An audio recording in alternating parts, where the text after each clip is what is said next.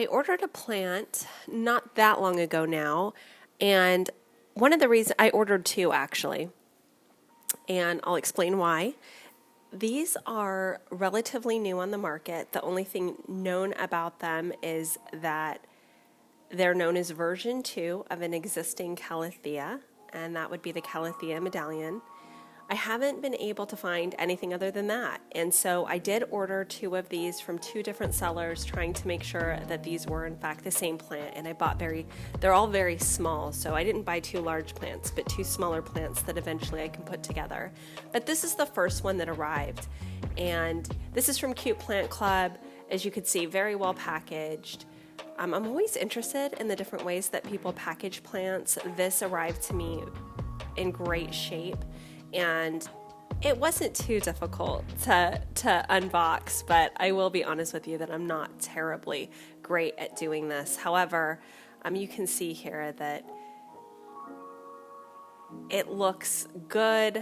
The packaging was pretty easy to open, and the roots, the paper towel around the roots are nice and damp, so I'm feeling pretty good about it because everything is looking nice. And I haven't even really allowed myself at this point in the unboxing to look at the plant.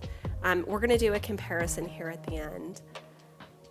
But yeah, the roots look great. But I did run across something. Now, I've run across this. I know a lot of us probably have in the past, but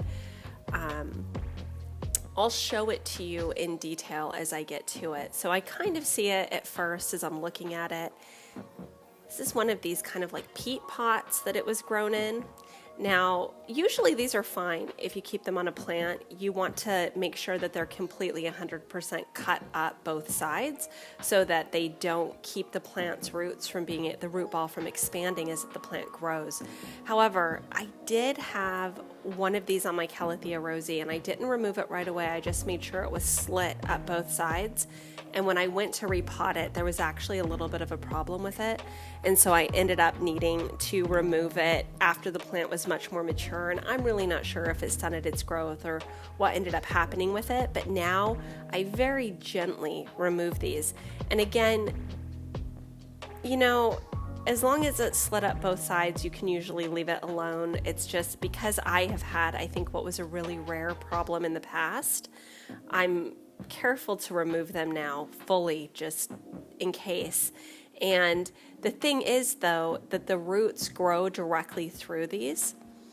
And so if you're going to remove it, and I don't necessarily recommend that you do that unless you notice that there seems to be a problem or you've had a problem with them in the past, just to make sure you don't pull any roots off, because if you just pull this off and tear it away, you would tear significant amounts of roots. Usually roots have well grown through that layer, so just be really careful.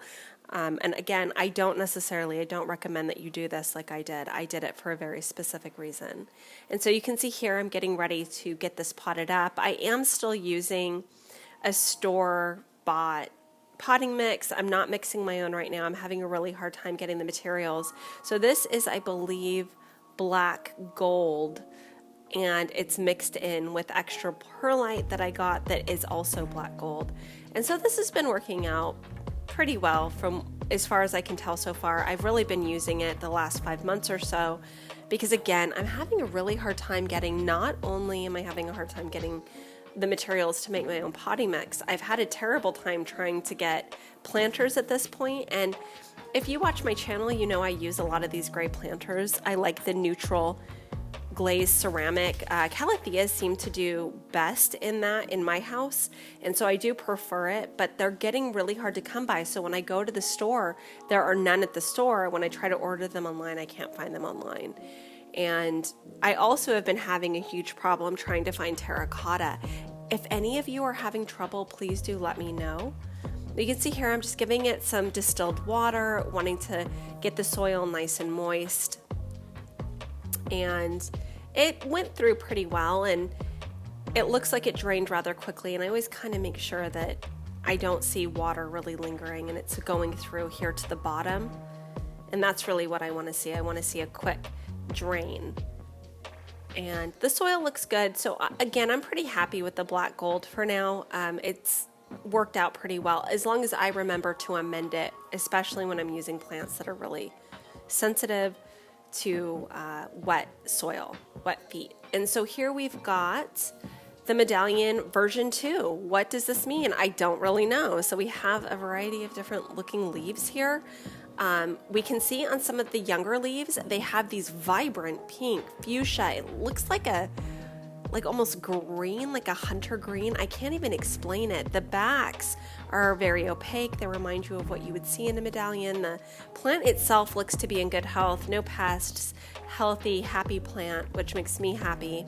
These are much easier to bring into your home. This one has a little bit of mechanical damage, but that absolutely does happen. But look at these leaves. See, these almost look like a rosy with the kind of pink and the rose color that fades into kind of a bluish cream. Now, this is what some of the leaves on my rosy look like, but look at this leaf. Now, this kind of looks like a medallion.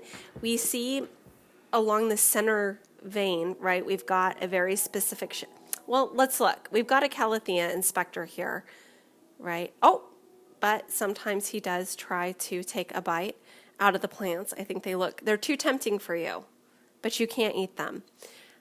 But yet they've got down the center of the leaf, the more mature leaf, you know, it looks like a pattern on the medallion, but look down here, not at all. And so all I can figure is my other version 2 of this medallion, all of the leaves look similar to this bottom leaf. I see some new growth here, but they all look really similar to that. It's only on this plant, did you see the larger mature leaf that gives us more of that medallion pattern right there. But does it really? We're gonna have to see this side by side, I think. But look at this color. This is a few days later after I boxed it up and I unpotted it. After I unpotted it, I potted it. But see this leaf again here? I just, you know, yeah, the pattern does, of course, remind you of a medallion. We've got something there at the margin, kind of a border. We've got that pattern that shoots up the center of the leaf. And so, will all of the leaves look like this? And that's what I'm thinking, is that they all will fade into this eventually. But, you know, it is missing something, right? Here's our original medallion on the right-hand side of the screen. And do you see these varying shades of green on this leaf? Now, the other leaf looks like almost a hunter green, very dark green that's very solid, whereas the original medallion looks quite different. And so this is a mystery to me. If you know anything else about this medallion version 2, be sure to let me know. I'm very curious what your thoughts are. Do you have this plant? Do you want this plant? Are you interested? Do you know, is this a somoclonal variant? Was this a natural mutation that they found? Was this a tissue culture? How did they get this medallion version 2? Is it actually related to the original? These are all mysteries to me. If I find out, I'll make another video about it. Until then, be well and take care.